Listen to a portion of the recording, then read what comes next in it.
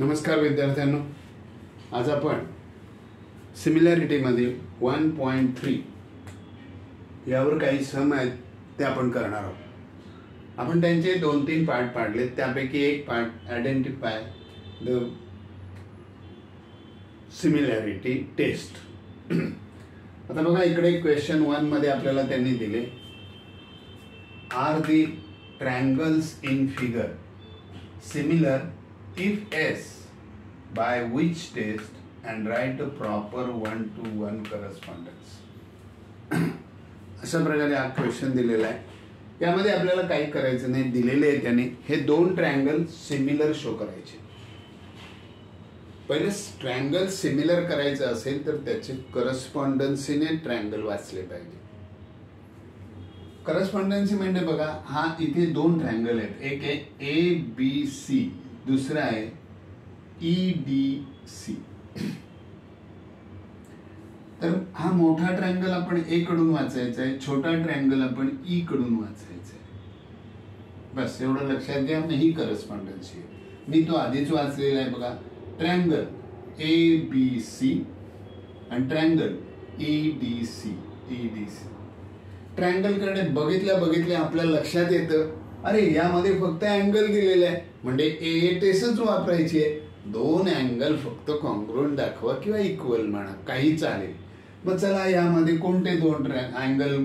हा बी आणि डी सारखाच आहे. इथे बी मध्ये आलाय म्हणजे हा बी अँगल आहे, डी मध्ये आलाय म्हणजे फक्त हा ट्रायंगलचं साइन रफ करायचं आणि तिथे अँगलचं साइन लिहायचं. Angle ABC. इकडे पण ट्रायंगल काढून टाकायचं, इथे अँगल लिहायचं.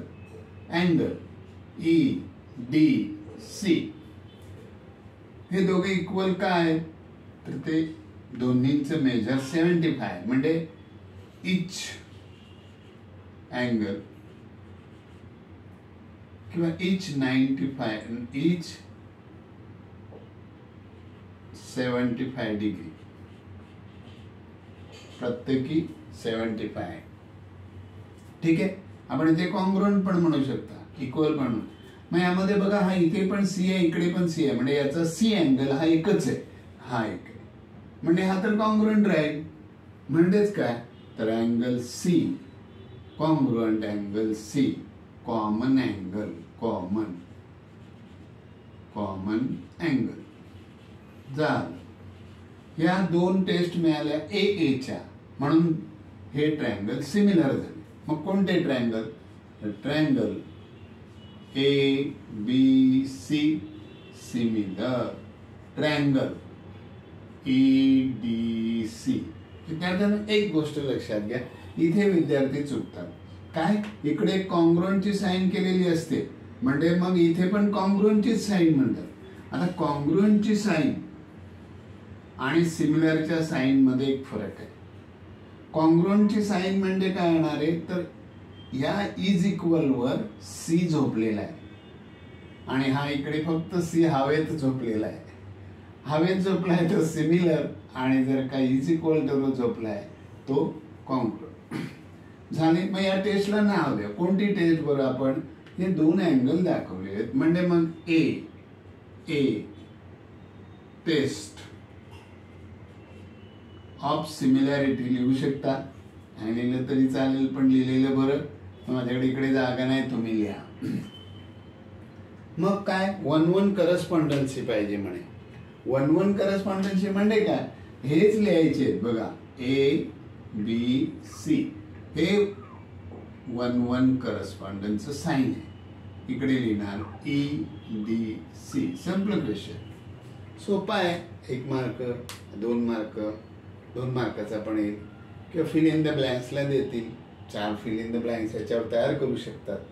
यामधील आता दुसरा प्रश्न, तो पण तसाच आहे की हे दोन ट्रायंगल तुम्हाला दिलेले, हे दोन्ही triangle these are similar. As then reason, give reason, म्हणजे का ते. ठीक आहे, पहिला या ट्रायंगलचं नाव घेऊया. या ट्रायंगलचं नाव पण करस्पॉन्डन्सीने जर बघाल तर तुम्ही पहिला इथे असा विचार करायचा, इकडे 6 आहे तर इकडे 3 आहे, इकडे इकडे 8 आहे तर इकडे 4 आहे, इकडे 10 आहे तर इकडे म्हणजे 6 आणि 3 ही साईड येणार.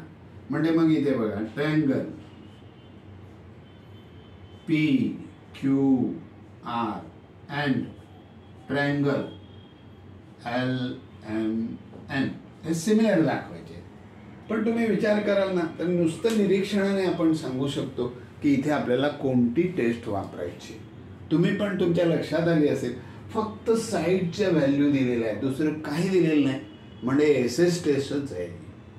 मग SS टेस्टमध्ये काय असतं, the ratio of corresponding sides are equal. म्हणजे आपण आता करस्पॉन्डिंग साईडच्या रेशोची व्हॅल्यूज काढायला पाहिजे. तर पहिली करस्पॉन्डन्सी येते PQ/LM. आपण इथे पुन्हा जरा मी ते ट्रायंगलचं नाव लिहून ठेवतो. In triangle PQR and triangle LMN. विद्यार्थ्यांना करस्पॉन्डन्सचं जरा थोडं आपण रिव्हिजन करूया.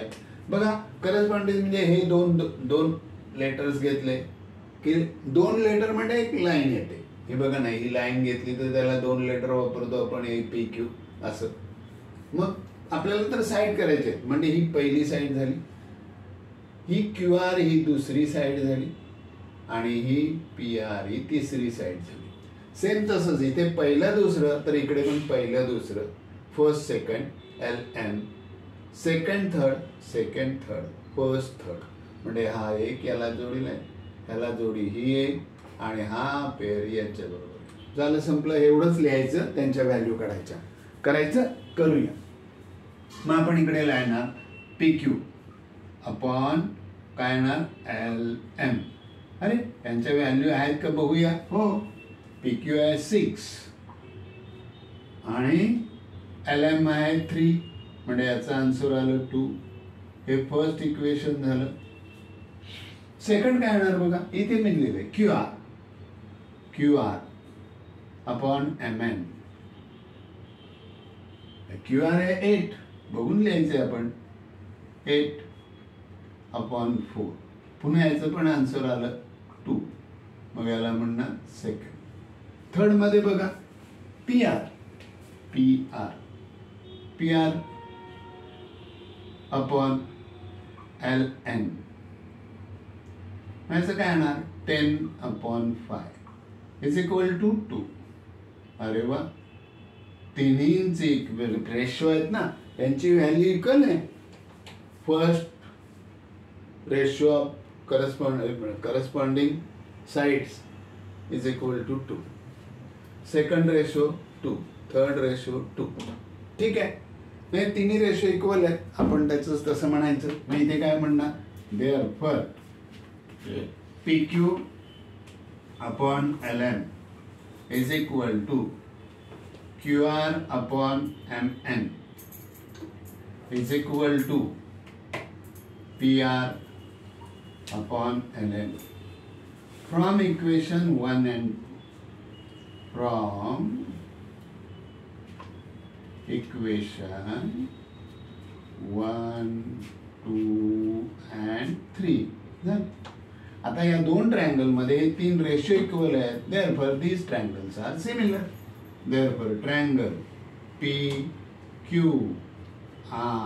similar triangle LMN which says SSS test of similarity. झालं. मग काय करस्पॉन्डन्सी काय येणार, फक्त ट्रायंगल काढायचं आणि ते लिहायचं. मधलं साईन पण चेंज होईल. 1-1 करस्पॉन्डन्स येणार PQR 1-1 करस्पॉन्डन्स LMN. झालं, संपलं. हा पण तसाच आपल्याला विचारतील, तसाच देतील. हे दोन्ही क्वेश्चन आपण ॲट ए टाइम एकाच वेळेस केलेत. प्रश्न सोपे आहेत पण काही ठिकाणी आपल्याकडून चुका होतात. हे साईन व्यवस्थित लिहिलं जात नाही, पटकन काही लिहितो आपण सायलेन्सली, आणि याच्यावर फिलिंग द ब्लँक्स असतेच असते, त्याच्यावरून बघून लिहायचे असते, दुसरं काय. तर चला भेटूया आपण उद्या, दुसरे क्वेश्चन घेऊ.